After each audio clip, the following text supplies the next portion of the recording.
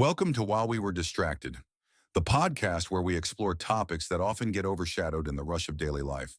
Please take a moment to like and subscribe. It really helps. Today we are taking a look at this wild $84 trillion question. 84 trillion. Yeah. You know the one, the massive wealth transfer, they say, is going to happen by 2045. Yeah.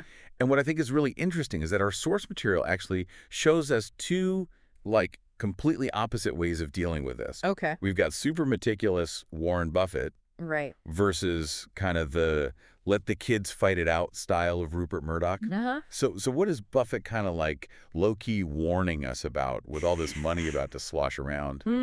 Let's bring in our expert to help us break this down. Well, you're right to pick up on that low-key warning vibe. Yeah. Because even though Buffett doesn't come right out and say it, his actions definitely speak louder than words. Okay.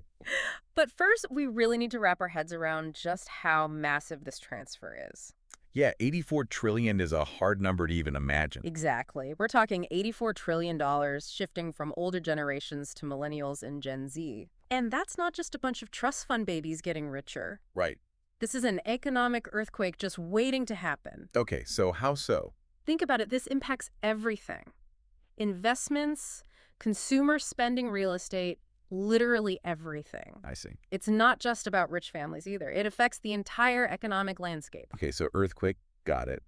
But how do Buffett and Murdoch fit into all of this? I mean, they're just two guys, right? They are, but they represent two totally opposite approaches, and their choices could be like a preview of what's to come. Okay, interesting. So Buffett, back in 2006, decided to start giving his wealth away systematically, mostly to the Gates Foundation. Wow. And he's been steadily doing it ever since. His children are already in their late 60s and early 70s, and they're super involved in the whole process. Okay. This is not a surprise inheritance situation at all. That is fascinating. Yeah. So it's like he's treating his wealth like something that needs to be carefully taken apart. Not just handed over in one big lump sum. Yeah. But what's the big deal if other people don't do the same? Well, that's where the whole warning idea comes in. Okay. Think of it this way. If a ton of wealth suddenly gets dumped onto a generation that might not be ready to handle it, you're basically pouring gasoline on an already burning fire. Whoa. Hold on. What fire are we talking about here? Well, there's that ever-growing wealth gap we keep hearing about. Right. Studies show that parents always underestimate how much their kids expect to inherit.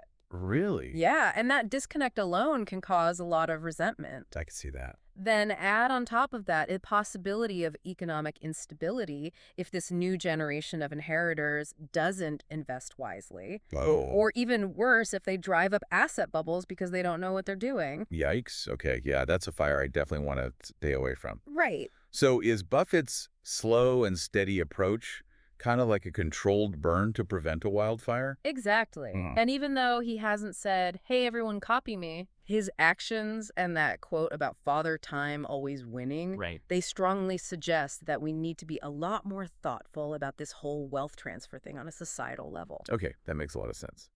So we've got Buffett carefully handing things off, setting a good example.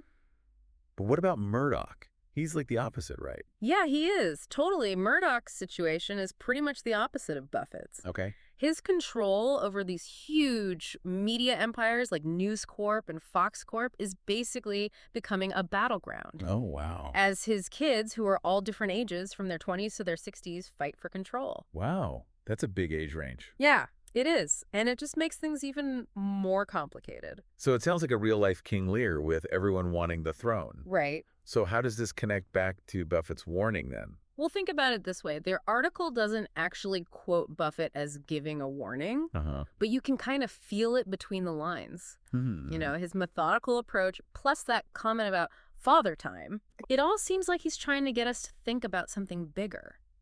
So you're saying it's not just about individual families, but about how society could change if we don't handle this wealth transfer the right way. Exactly. Imagine what would happen if all this wealth suddenly changed hands with no planning.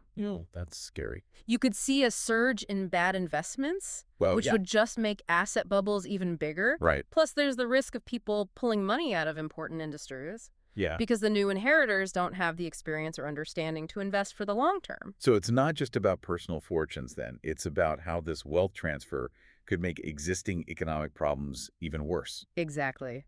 For example, think about affordable housing. If a lot of this inherited wealth ends up going into the already crazy real estate market, Yeah, it could make it even harder for people to buy homes. I see. And that would just widen the gap between the rich and everyone else. Right. And we can't forget about the social and political consequences I either. got it. More inequality often leads to unrest and instability. Absolutely. Hmm.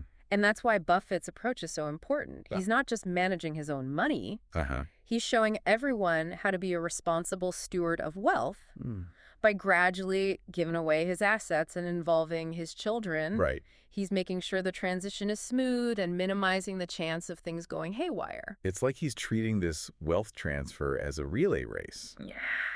passing the baton carefully to the next generation. Uh-huh.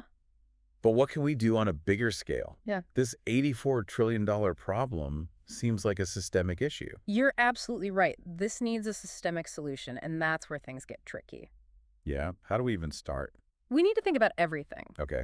From tax policies that encourage people to plan their giving, Right. to educational programs that teach younger generations how to manage money responsibly. Yeah, that makes sense because they're going to need those skills. Exactly. So even though we can't force every billionaire to be like, "Get it," there are things we can do as a society to reduce the risks of this wealth transfer. Okay, so it sounds like even though some people might say that how people handle their money is a private matter, Uh-huh.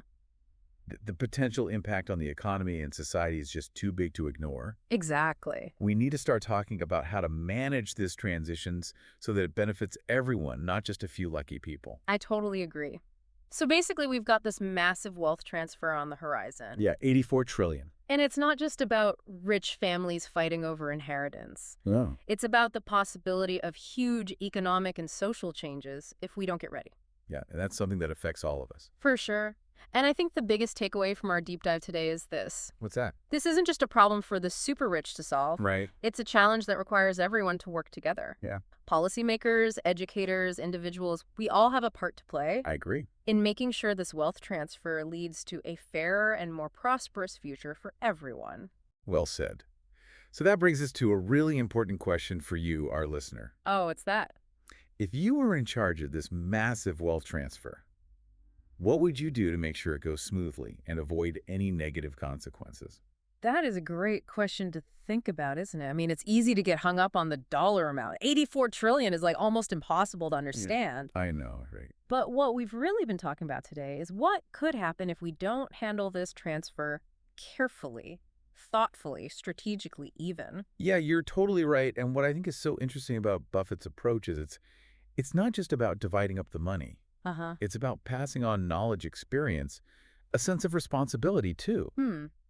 Like it's almost an apprenticeship for managing wealth. Exactly. Yeah. Which you don't usually get when inheritance is just a sudden windfall. Right, right. It's like Yeah. he's trying to break that cycle of shirt sleeves to shirt sleeves in 3 generations. Oh, yeah. You know that old saying about how the 3rd generation usually ends up squandering all the family money?